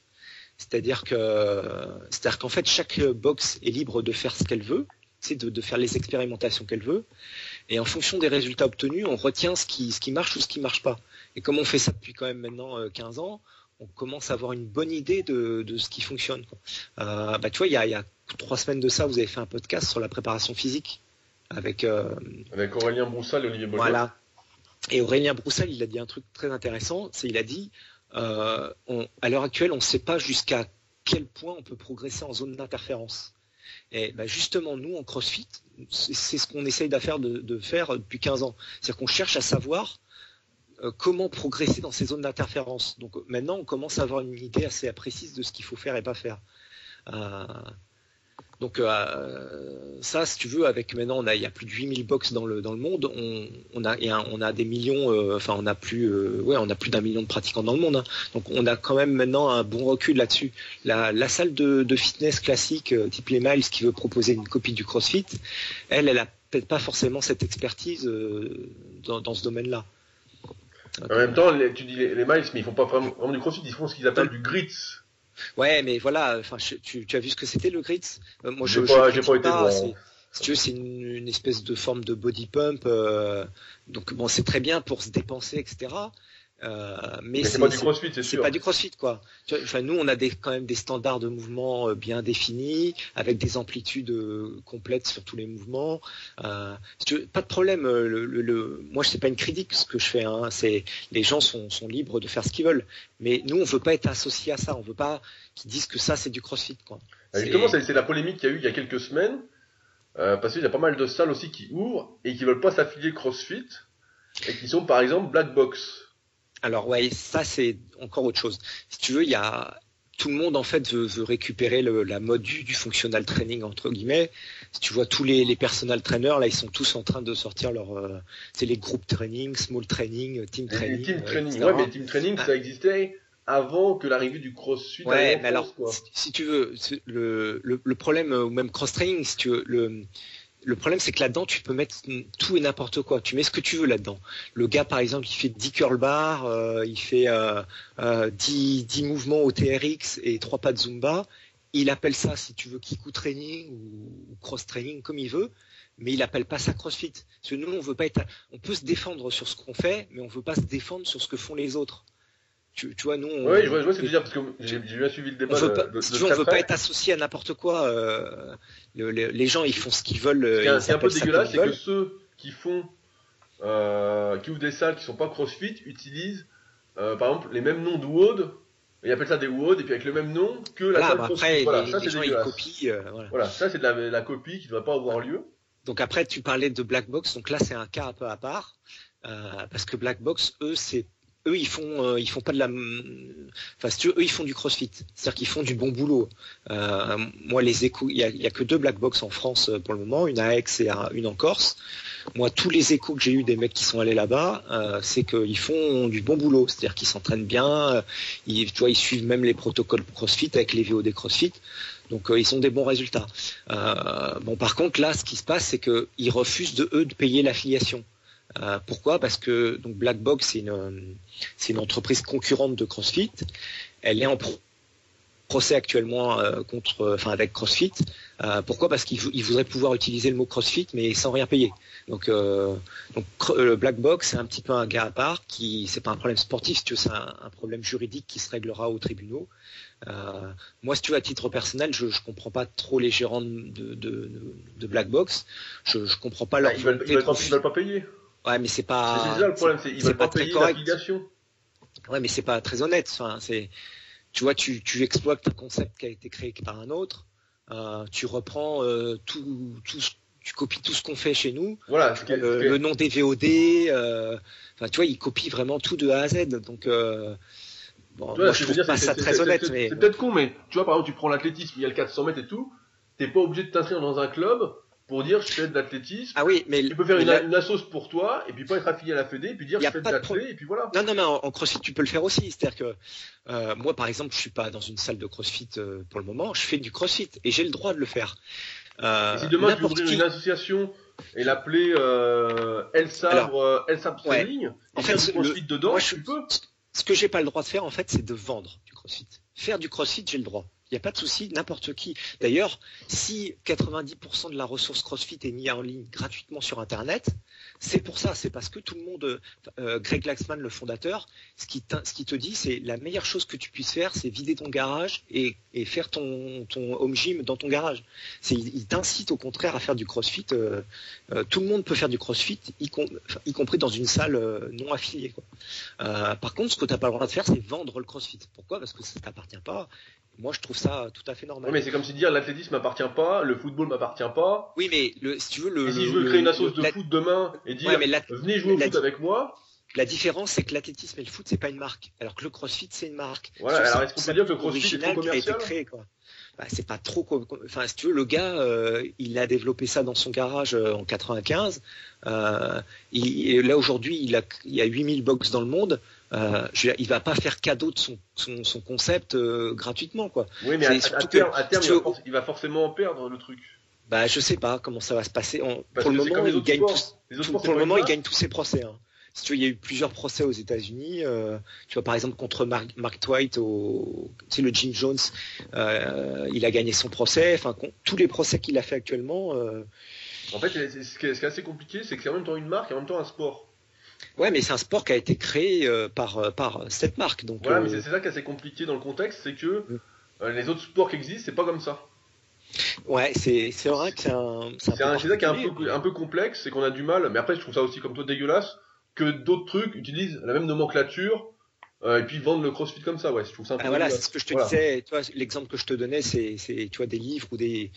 Tu vois, je prends le livre de Julien, par exemple, le Vénesson sur le gluten. Je copie l'intégralité du contenu, je change juste le titre et je me mets à le vendre. Voilà, ça c'est pas très correct. Voilà, quoi. Si demain des autres la contrefaçon.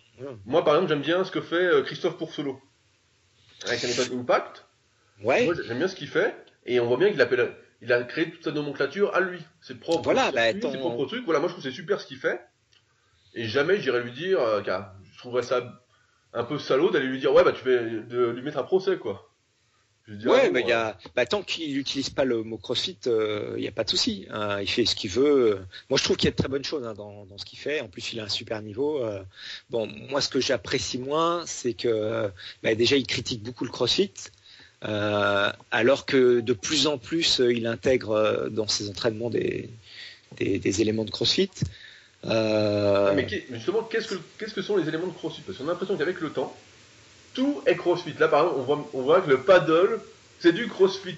Ah, alors tu vois, c'est ce qu'on disait en fait au début de podcast. En fait, il faut différencier ce qu'on va faire en compétition et ce qu'on fait à l'entraînement. Comme je te dis, ça fonctionne en open source. C'est-à-dire que au départ, tu vois, il y avait gymnastique, haltéro et la partie cardio. Par exemple, Rob Orlando, il a commencé à faire du strongman et il s'est aperçu que ça faisait de lui un meilleur crossfitter. Donc petit à petit, on a intégré de plus en plus le strongman dans le crossfit. Maintenant, tu vois, on va pas intégrer. Par exemple, si je fais courir des marathons à des gens, ça va pas forcément faire d'eux des meilleurs crossfitters. Donc si tu veux, tout est potentiellement crossfit, mais tout ne l'est pas au final. Pourquoi ? Parce qu'on retient uniquement ce qui fonctionne. Donc là, par contre, en compétition, on peut le tester. C'est-à-dire que demain, en compète, on peut mettre un marathon dans une compétition de CrossFit pour voir en fait si notre protocole d'entraînement, tu vois, à base de 100 mètres, à base de 400 mètres et de 800 mètres, nous aide à être meilleur en marathon. Mais donc, il faut faire une différence entre l'entraînement et ce qu'on va tester en compétition. En compétition, on teste des qualités. Donc, tu vois, pareil, tu prenais l'exemple du stand-on paddle. En fait, si on met une épreuve de paddleboard, c'est pour voir si les gars ont de l'équilibre, de la coordination, etc. C'est pas le but, c'est pas le paddle, quoi. Le but, c'est mesurer les qualités. Ah non, mais je suis d'accord avec toi, mais après, on a l'impression que en compétition, par exemple, on met du paddle, on va dire, voilà, le paddle, c'est du crossfit. Non, c'est pas du crossfit. On cherche à mesurer une compétition, une qualité dans une compétition de crossfit. Si tu veux, le paddle, c'est qu'un outil. On pourrait leur proposer, je sais pas moi, d'être marcher en équilibre sur une poutre ou tu vois, les compétitions par exemple au game, chaque année elles changent et chaque année tu as des trucs différents. T'as des trucs surprises. Surprise, ouais, bien sûr, parce que le but du jeu c'est pas de savoir qui est le meilleur sur tel ou tel VOD. Le but du jeu c'est de trouver qui est à la fois le plus fort, le plus rapide, le plus endurant, résistant, etc. C'est vraiment Là, on en a vu, donc ça fait un petit moment maintenant, c'est Reebok qui sponsorise le CrossFit. Est-ce qu'on peut dire que c'est un bon point ? On voit par exemple qu'il y a beaucoup plus de matériel, d'équipement, grâce à Reebok, notamment je vois les chaussures d'haltéro. Maintenant Reebok, tous les vêtements Reebok c'est CrossFit. Est-ce que c'est un plus que Reebok soit là ? Donc Reebok est arrivé en 2011, est devenu partenaire en 2011. C'est le plus, enfin il y a eu 2 points positifs. Donc le premier point c'est la publicité, c'est-à-dire que ça a permis de faire connaître le CrossFit à un peu plus de monde. Et l'autre point positif, oui, c'est aussi le développement, parce que Reebok, c'est un équipementier sportif. Donc son but, lui, c'est de vendre de l'équipement. Hein. Donc en fait, il s'est mis à créer du matériel qui était quand même adapté à notre pratique. Tu vois, je te parlais tout à l'heure des chaussures. C'est vrai que les chaussures de running traditionnelles, c'est une catastrophe pour le CrossFit. Donc tu vois, ils ont développé par exemple des chaussures mixtes haltéro et haltéro CrossFit. Donc c'est des chaussures par exemple qui ont une bonne souplesse axiale, donc qui permettent de faire des box jumps, même éventuellement de faire une petite course à pied ou du saut à la corde, mais dans lesquelles tu auras aussi la stabilité d'une chaussure d'haltérophilie et un peu d'épaisseur de talon, tu vois, qui vont permettre de compenser ton manque de mobilité de la cheville. Donc oui, ça a permis d'avoir du matériel adapté à notre pratique. Donc, après, niveau médiatisation, ils mettent comme le paquet, Reebok. Ouais, ils ont fait pas mal de pubs. Bon, et ça, c'est vrai que le CrossFit en a un petit peu bénéficié.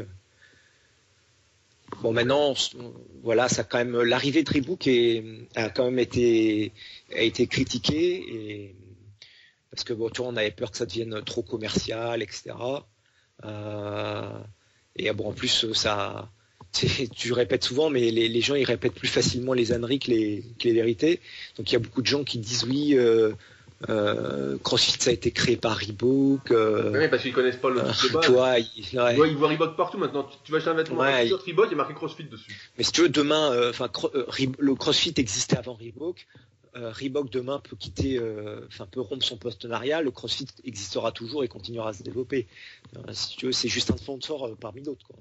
C'est le plus gros sponsor. Non, mais c'est un gros sponsor, c'est sûr. Tu sais, au départ, c'était Adidas, hein, le sponsor de CrossFit. Hein.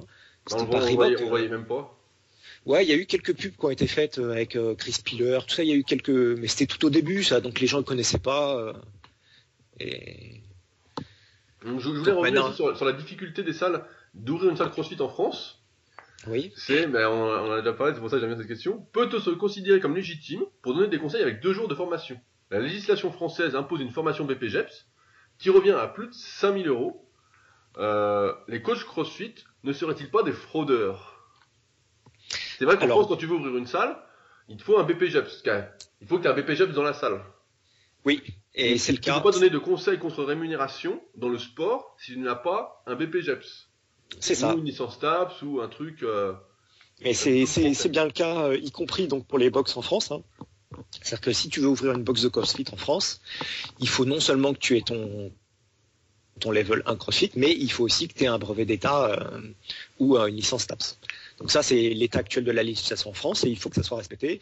Et bon, à ma connaissance, c'est le cas. Hein. Dans les box en France, c'est respecté. Après, c'est 2 jours de formation, parce que pour avoir le CrossFit level 1, on sait que c'est 2 jours de formation. Alors, est-ce qu'on peut dire que ces 2 jours de formation permettent de donner des conseils? Donc en fait, tu parlais de légitimité, et c'est vraiment un mot important en fait. Donc pour moi, en fait, d'où vient la légitimité? La légitimité, ça vient de la compétence. Donc la compétence, par quels moyens ça s'acquiert? Donc bien sûr, ça s'acquiert par la formation. Formation qui peut être diplômante ou pas diplômante, ça peut être tes lectures, tu vois par exemple le gun deal il est légitime, pourtant il n'a pas de diplôme, mais parce qu'il s'est beaucoup documenté. Ça peut être ton expérience, si tu pratiques depuis 10 ans une activité, même si tu n'as passé aucun diplôme, tu peux avoir une forme de compétence. Je vais te donner plusieurs exemples. Par exemple, moi je veux apprendre à faire le drapeau, tu vois la figure de street workout. Un gamin de 16 ans qui fait du street workout, il va peut-être pouvoir mieux me l'apprendre qu'un brevet d'État qui ne sait pas passer cette figure. Ah oui, c'est sûr. Moi, par exemple, j'ai passé une certification kettlebell. La formation, ça a duré une journée. À l'heure actuelle, si tu voulais apprendre à faire de la kettlebell, est-ce que tu viendrais me voir moi ou un brevet d'État qui a jamais touché de kettlebell de sa vie? Autre exemple, tu connais Vincent Isartel à Dijon? Ouais, je vois qui c'est. Ce gars, il fait du super boulot. Il est allé passer la certification CrossFit Strongman en Belgique. Moi, je veux apprendre à soulever une pierre d'Atlas, par exemple, tu vois, un mouvement de Strongman. Est-ce qu'il faut mieux que j'aille voir Vincent ou un brevet d'État qui a jamais fait de Strongman de sa vie? Pourtant, la certification, ça a duré que 2 jours aussi. Si tu veux, j'en discutais avec un coach à Montpellier. Le gars il me dit il y a plusieurs manières d'aborder les certifications. Soit tu y vas en touriste, juste pour avoir ton examen, tes 2 jours tu passes tes 2 jours de certification, tu as ton diplôme à la fin, tu es content. En fait, ce qui se passe, c'est quand tu t'inscris à ce genre de certification, tu t'inscris 2 ou 3 mois avant, on t'envoie beaucoup de documentation, des liens vers des vidéos, etc. Donc, soit tu t'investis dans le truc, et c'est-à-dire tu regardes toutes les vidéos, tu bosses les mouvements, tu cherches à apprendre. Et donc, le jour où tu arrives aux 2 jours de certification, en fait, on te corrige juste sur des petits détails de placement, et tu as déjà fait le gros du travail avant. Donc, tu vois, suivant la manière dont tu abordes ces certifications, soit tu vas en retirer quelque chose, et effectivement, ça va être positif et tu vas pouvoir le enseigner après. Soit tu le fais pas. C'est comme les BPJEPS, tu peux dire. Il y en a qui vont à fond, qui sont documentés à fond, qui sont super, et puis d'autres qui font pas. Exactement. Si tu veux, pour moi, la durée de formation, c'est pas un critère primordial. C'est plus, tu vois, un BE qui a aucune expérience, qui sort d'école. Il va connaître beaucoup de choses, mais ça remplace pas 10 ou 15 ans d'expérience. C'est sur le gars qui sort d'école BE, toute sa vie, il va continuer à apprendre des choses. Donc la légitimité, c'est vraiment pour moi, ça vient de la compétence. Et la compétence, ça s'acquiert petit à petit. Bonne réponse, Philippe. Merci, Rudy. Donc pour finir là-dessus, après on va changer de sujet. Alors, le CrossFit est-il sectaire? Ça, c'est quelque chose que j'aime bien comme question, pour bien foutre la merde. Ouais. C'est vrai que t'as l'impression, qu'il y a du moins sur le net, que dès que tu fais pas du CrossFit et que tu veux discuter un peu CrossFit, ça va pas. Alors, je vais te dire. D'ailleurs, bonjour Marvin, si tu nous écoutes. Donc il faut différencier donc la forme et le fond. En fait, sur le fond, le CrossFit, il n'y a pas plus ouvert que le CrossFit. C'est-à-dire que justement, comme je te disais, on cherche vraiment partout tout ce qui peut nous faire progresser. Par exemple, tu vois là, ils ont fait venir des haltérophiles en formation, enfin c'est pour se faire former dans toutes les boxes. Il y a eu Vincent Dabaya, il est venu à CrossFit Warrior en région parisienne. Je crois qu'il est venu aussi chez l'Addict Paris. En fait, on cherche à Toulon, ils font venir une prof de yoga. Des profs de breakdance à Bordeaux. Enfin, on est vraiment ouvert sur toutes les autres disciplines. Donc on n'est pas du tout sectaire. On a l'impression qu'il y a une sorte de supériorité quand on fait du crossfit comparé à Alors, ceux qui font que de la muscu ou que du power. ça c'est un autre, ouais. Alors ça c'est un autre problème, c'est le problème des gens qui pensent avoir trouvé le Saint Graal. C'est, tu sais, t'as le même phénomène, par exemple chez les pratiquants de la fête, enfin chez certains, hein, ils sont pas tous comme ça, mais tu vois, ils pensent avoir trouvé le Saint Graal, donc ils se mettent à dénigrer tout ce que font les autres. C'est voilà, le bodybuilding, c'est no pain no gain, c'est de la merde, la fonte c'est de la merde. Tu retrouves ça partout en fait, hein, même tu vois chez les certains pratiquants Oui, de mais là, le cardio. crossfit se veut ouvert, comme tu dis. Ouais, Il y a, attends, il y a ce gros côté je qui termine. dit. Tu vois, t'as certains pratiquants de cardio, pas tous, hein, ils te disent oui, nous on s'entraîne en respectant notre corps, etc. Et ils dénigrent tout ce que font les autres. C'est en fait donc et en CrossFit c'est la même chose. C'est-à-dire qu'il y a des gens ils pensent avoir trouvé le saint graal dans le CrossFit et ils se mettent à dénigrer, par exemple le bodybuilder qui veut travailler sa musculature. Ça pour moi c'est pas quelque chose de bien. C'est-à-dire que chacun a ses objectifs. Le mec qui est plus axé santé, eh ben, il fait telle pratique. Le mec qui cherche le volume musculaire, ben, il fait du bodybuilding. Et moi, je trouve ça très bien. Il n'y a pas de souci. Après, il y a des gens, je te dis, oui, là, ils pensent avoir trouvé la méthode ultime et donc ils la défendent. Après, il y a plusieurs moyens de défendre son beefsteak, quoi. Tu peux le défendre en respectant ce que font les autres ou en dénigrant ce que font les autres. Moi, je suis pas partisan du dénigrement. Moi non plus, mais c'est vrai qu'on retrouve souvent ça sur le Alors, net. ouais. Euh, Après, là où il faut, tu vois, tu parlais de Marvin. Moi, là où, par contre, où je le comprends, c'est, tu vois, le CrossFit, en fait, pendant des années et des années, on a vraiment été très critiqué. mais Euh, c'est pas toi qui a été critiqué, c'est le CrossFit. oui, mais si tu veux, nous, on est partie prenante maintenant dans le CrossFit. C'est un peu c'est notre bébé. C'est comme si je critiquais, par exemple, la méthode Rudy Koya. Bah, tu vas la défendre Ouais, mais ta ouais, méthode. c'est moi, Rudy Koya. C'est pas toi Oui, le ben nous, CrossFit. notre, Toi, t'es enfin, si tu veux, pratiquant. non, mais là, tu parles de Marvin. Marvin, lui, il est gérant d'une box, donc il défend son bébé, si tu veux, et il a raison de le faire. Et si tu veux, c'est vrai qu'il y a un peu de surréaction, c'est-à-dire que comme on a été critiqué pendant des années, maintenant que on voit que notre méthode fonctionne et qu'elle fonctionne plutôt bien, si tu veux, il y a un peu d'air bravache et on a tendance à dire, tu vois, à se monter un peu, à dire oui, voilà, nous ce qu'on fait c'est bien. C'est un peu une surréaction, mais enfin, si tu veux, il faut comprendre un peu d'où on vient pour comprendre un peu ces réactions, des fois un peu excessives, quoi. Ouais, je sais pas, pour moi, pour le principe, c'est pas toi CrossFit. C'est comme si moi, quelqu'un me dit, ouais, la musculation. Non, mais si tu veux, Ouais, moi je suis pas partie prenante dedans, mais le mec qui est ouais. gérant de boxe, il veut défendre son bébé et moi je le comprends et il a raison de le faire. De manière virulente. Bah, virulente, après, voilà, après chacun a son caractère. Il y a des gens, ils sont plus ou moins sanguins. C'est, tu sais, on a tous.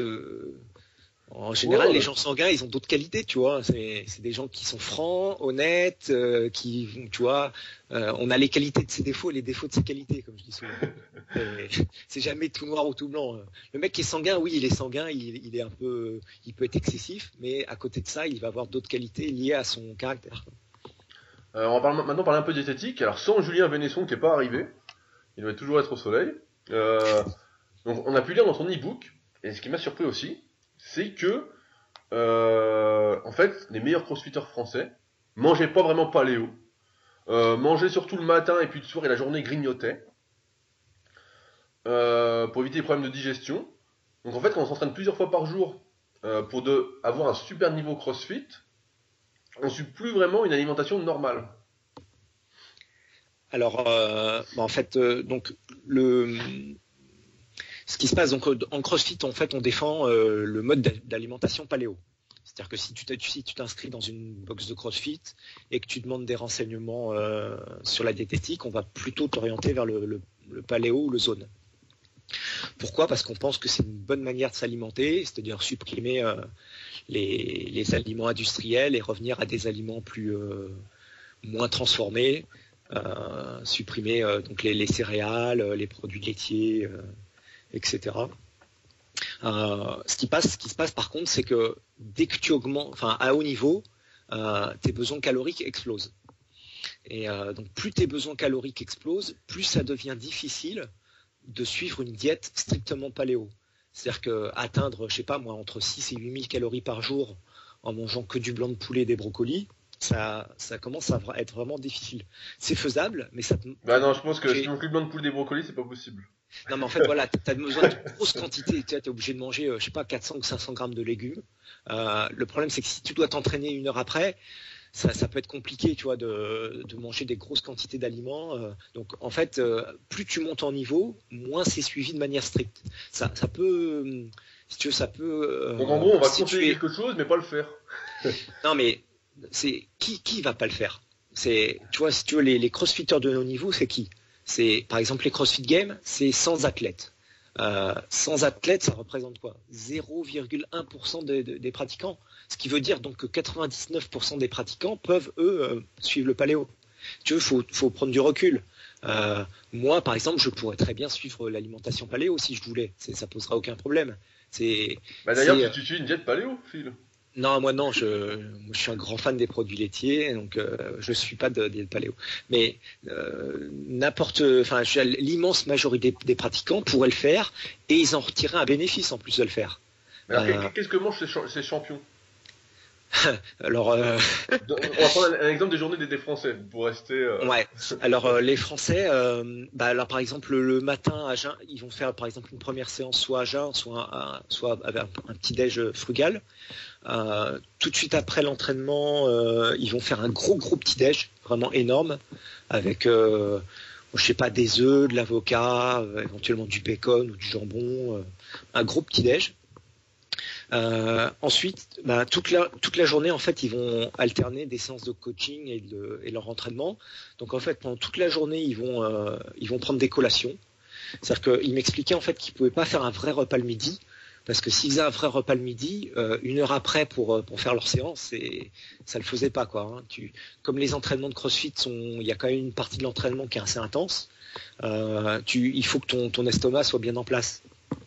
Donc tu peux pas te permettre de faire un gros repas. Donc ils prennent des collations toute la journée. Donc ça peut être des fruits secs, des shakers de protéines, des barres de protéines. Et donc ensuite le soir ils font un vrai repas. Donc par exemple du riz, des légumes, de la viande. Donc voilà comment c'est structuré à peu près. On voit un peu que c'est une diététique qui est faite par nécessité. Ils n'ont pas vraiment le choix. C'est ça. Voilà, c'est en fait, t'adaptes ton alimentation à ton objectif. C'est-à-dire que voilà, un gars qui a besoin de 3000 calories par jour, il mange pas tout à fait la même chose que le gars qui en a besoin de 6000. Donc après, il y a la question, c'est quand on voit la tête de Froning, on se dit qu'il reste une bonne marge de progression à certains crossfitters. Le crossfit permet-il de manger n'importe quoi? Oui. Il faut pas forcément nécessairement le faire, mais tu vois, je prends l'exemple du nageur Mark Phelps. Il montait à parfois 10 000 calories par jour, parce qu'en plus tu as la déperdition d'énergie dans l'eau, tu sais, par la chaleur. Le gars, il bouffait des crèmes glacées. Tu sais, quand tu dépenses autant de calories chaque journée, manger un peu de beurre de cacahuète, ça passe complètement inaperçu, hein, il n'y a pas de problème. Donc oui, tu peux pas comparer, je te dis, un gars qui a des besoins caloriques énormes, qui sont énormes. Lui, si sa diète est pas super stricte, ça va pas avoir des graves conséquences. C'est même presque obligatoire que sa diète soit pas stricte, parce que sinon tu peux pas monter à 1000 calories. Je vais te donner une petite anecdote. C'est cette année-là, enfin en 2013, pendant la conférence de presse, il y a un journaliste qui demande est-ce que parmi vous il y a quelqu'un qui suit la diète paléo? Il n'y a pas un seul compétiteur sur tous ceux présents qui a levé la main. Je lisais une interview de Stacy Tovar, donc c'est une des meilleures crossfiteuses mondiales. Elle termine aux alentours de la 20e place. En fait, elle s'entraîne depuis très longtemps. Ça doit faire 6 ou 7 ans qu'elle fait du crossfit en compétition. Et elle disait qu'une année, elle a essayé la diète paléo stricte. Et en fait, c'est la seule année où elle a vu ses perfs régresser. Elle a perdu du poids et donc en fait à mon avis c'est faisable, même à haut niveau c'est faisable, mais c'est compliqué, ça te demande de manger des grosses quantités de légumes, c'est pas forcément très pratique, quoi. Donc c'est plus aussi, il n'y a pas que des raisons, il y a aussi des raisons pratiques, quoi. Donc quand même on voit qu'on s'éloigne quand même de la partie qu'on disait au tout début du podcast, santé optimale, où là on arrive à manger 8-10 000 calories avec un peu de glace. Ouais, mais je suis d'accord avec toi. Plus tu montes en niveau, plus tu privilégies peut-être la partie performance à la partie santé, même si pour moi c'est pas forcément incompatible. C'est plus ta priorité numéro 1. Là, si tu manges 10 000 calories, c'est incompatible. Hein. Là, Oui, mais à 10 000 calories, tu les manges pas sainement. Même si tu dis 10 000 calories, même sainement. Non, mais bon, 10 000, c'est vraiment un cas extrême. Moi, je pense pas qu'il soit à 10 000. Hein. Je pense que les meilleurs crossfitters doivent être à 6-7 000 calories, je pense. Je vois Froning qui s'entraîne des fois 6 fois par jour, il doit être à 6-7 000, je pense. Et est-ce qu'ils prennent des suppléments en CrossFit? Parce qu'on a vu à l'époque, il y avait une sorte de partenariat avec Progenex. Là, on voit que Froning est sponsorisé par BSN. Ouais, bon, bah ça, c'est plus un contrat de sponsoring qui est. Si tu veux, ça n'a pas vraiment de répercussion sur la communauté. Il n'y a pas de leçon à en tirer, quoi. Donc en CrossFit, oui, on utilise des suppléments, enfin certains utilisent des suppléments. Ils sont très axés sur tout ce qui va favoriser en fait la récupération. Puisque comme on en a discuté, tu vois, ils s'entraînent beaucoup et il faut pouvoir récupérer assez rapidement. Donc ils sont très branchés oméga 3, vitamine D, magnésium, zinc. Suppléments aux articulations, glucosamine, etc. Ouais, certains, pas tous, mais certains. Moi, j'en prends à titre préventif. Tu parlais de Progenex, en fait, ils font des protéines, qui sont plus axées recovery, c'est-à-dire que c'est des mélanges protéines-glucides, en fait, à prendre après l'entraînement. En fait, tout ce qui peut favoriser la récupération et leur permettre d'enchaîner des séances plus rapidement. Ok, donc il n'y a pas de truc anti-supplément. Non. Non, tu sais, un supplément, c'est naturel, il n'y a pas de souci. Ah ouais, non, mais je sais bien, mais après, on pourrait s'imaginer. Quand tu prends un comprimé de vitamine C ou que tu te fais 3 oranges pressées, il n'y a pas de différence, c'est de la vitamine C dans les deux cas. Ouais, il y a quand même un peu de différence, mais... Ah oui, moi je préfère le jus d'orange pressé, mais... Il y a un peu de différence, il y a des substances dans les fruits, par exemple, qu'on connaît pas et qui ont des effets synergiques avec la vitamine C, etc. C'est pour ça que je conseille plutôt, quand on peut, de privilégier... Alors, je sais que tu es un grand fan du CrossFit, donc on voit que chaque année, l'évolution des physiques CrossFit est énorme. Les mecs sont de plus en plus énormes, de plus en plus secs. Y a-t-il du dopage dans le CrossFit? Quel est le gabarit moyen des CrossFitters, par exemple? Alors, le gabarit moyen évolue chaque année, donc c'était 82 kilos en moyenne en 2011, 84 kilos en 2012, et là en 2013 c'était 87 kilos poids moyen. Pour une taille? Ouais. Alors la taille, vraiment il y a tous les gabarits en fait en CrossFit, tout est possible. C'est-à-dire que si tu prends à haut niveau les 50 meilleurs crossfitters du monde en hommes, le plus grand fait 1m96, le plus petit fait 1m62, le plus lourd fait 103 kg, le plus léger fait 72 kg. Donc tu vois que tous les gabarits tout est possible. C'est-à-dire qu'il n'y a pas... Tu peux y arriver même si tu es petit. En gros, les champions font taille plus 10, sec. Par contre, voilà, ça c'est un critère qui est assez important. C'est il faut un rapport taille-poids qui est de l'ordre de taille plus 10. Donc, en gros, parce qu'il faut quand même 87 kg. Voilà, la moyenne c'est ça, 1,77, 87 kg. Pourquoi? Parce que il faut que tu sois à l'aise sur les exercices de gymnastique au poids de corps. Donc si tu commences à taper dans les 110, 120 kg, ça va commencer à être vraiment compliqué. Même pour les épreuves de cardio, style course à pied, ça va être... Par contre, il faut quand même une certaine masse musculaire pour ne pas être écrasé par les charges. Donc taille plus 10, c'est une bonne moyenne pour performer en compétition. Après ta question, le dopage, moi je vois pas par quel miracle le CrossFit pourrait être épargné par le dopage. Et surtout que maintenant il y a de plus en plus d'argent, quoi. C'est surtout ça. Ouais, moi je pense pas que ce soit le facteur numéro 1, puisque tu vois en bodybuilding il n'y a pas beaucoup d'argent. Et tu vois une compétition nationale, tu gagnes une coupe en cuivre, c'est tout quoi. Et un t-shirt. Voilà, pourtant il y a beaucoup de dopage. Donc moi si tu veux, il n'y a pas forcément un rapport entre argent et dopage. Moi je pense que oui, il y a du dopage dans le CrossFit. Maintenant je pense pas qu'il y en ait plus qu'ailleurs. Ce qu'il faut dire, c'est que c'est vraiment un sport où on n'est vraiment pas laxiste dans ce domaine. C'est-à-dire qu'il y a des contrôles d'antidopage. Par exemple, les 3 premiers de chaque catégorie sont systématiquement contrôlés, et ça dès les régionales. Donc même avant les games, ils sont contrôlés systématiquement. Cette année, ils ont introduit en plus les contrôles aléatoires. Moi, à titre personnel, je connais pas de crossfitter qui se dope, enfin qui l'avoue en tout cas. Moi, j'ai jamais vu. J'ai visité beaucoup de box, j'ai pas vu de dope circuler. Moi, ça faisait pas 3 mois que j'étais inscrit dans une salle de muscu classique qu'on me proposait des produits. Tu vois, en CrossFit, on m'a jamais rien proposé. Donc, enfin, moi, j'ai pas l'impression qu'il y a une culture du dopage, tu veux, comme en bodybuilding, en CrossFit. Maintenant, moi, je suis pas naïf. Je pense qu'il y a du CrossFit, enfin, il y a du dopage, il n'y a pas de souci, certainement. Maintenant, bon, moi, à titre personnel, c'est pas un truc que j'ai envie tu vois, de valoriser. Donc, moi, je sais que c'est possible de progresser énormément sans se doper. Donc, je pense que c'est le message qu'il faut pas se faire passer aux gens et pas se focaliser sur les aspects négatifs qui, c'est une plaie. Après, c'est toujours bien de savoir voilà, jusqu'où on peut aller sans dopage. Voilà, c'est toujours la question.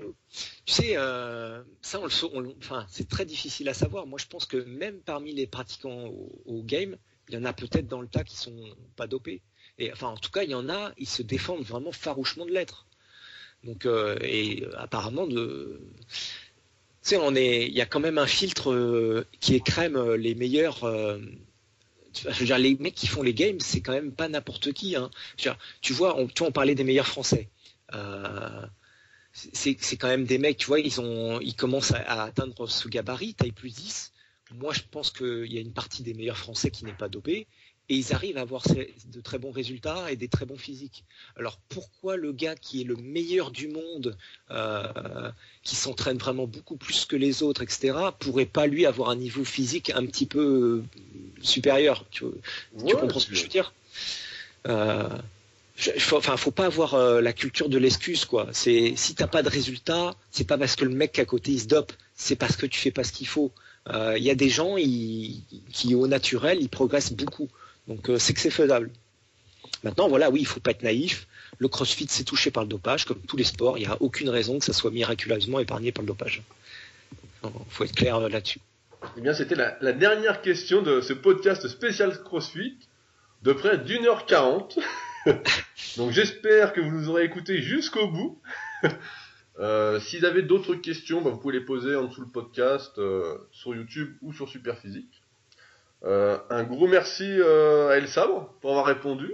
Je t'en prie, c'est un plaisir. C'était sympa, moi je me suis bien amusé. J'espère que toi aussi.